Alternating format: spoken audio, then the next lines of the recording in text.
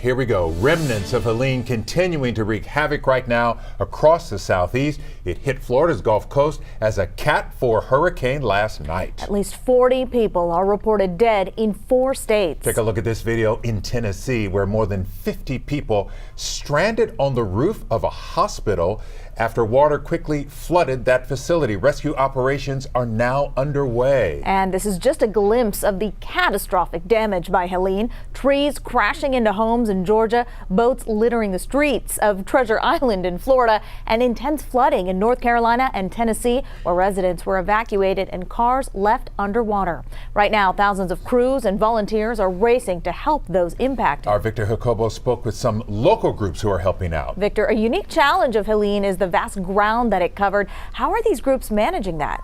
Yeah, Rick and Len, that's absolutely right. Some of the groups I spoke with today say they are used to focusing a lot of their efforts on one area that gets the greatest impact. But Helene's size is stretching the resources. However, the groups I spoke with today say they are up for the challenge.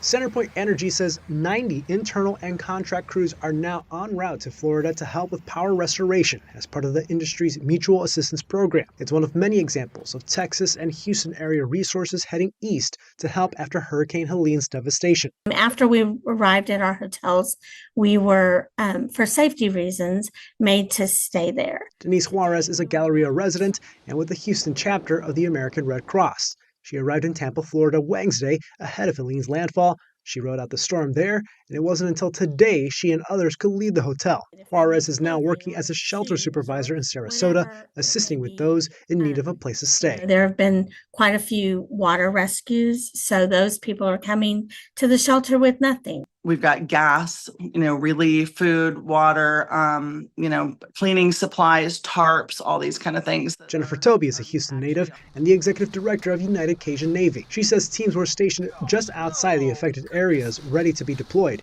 including a big boost from Houston. We have a huge volunteer numbers that come out of Houston. We probably got a couple hundred that are just out of the Houston and surrounding areas. The Salvation Army of Greater Houston says its crews are set to arrive in Perry, Florida by tomorrow. With multiple mobile feeding units capable of feeding up to 1,500 meals a day. Organizations KHOU 11 spoke with say the length of their mission is unclear right now, but those crews and volunteers like Denise Juarez say the opportunity to help others is what drives them to be there as long as needed.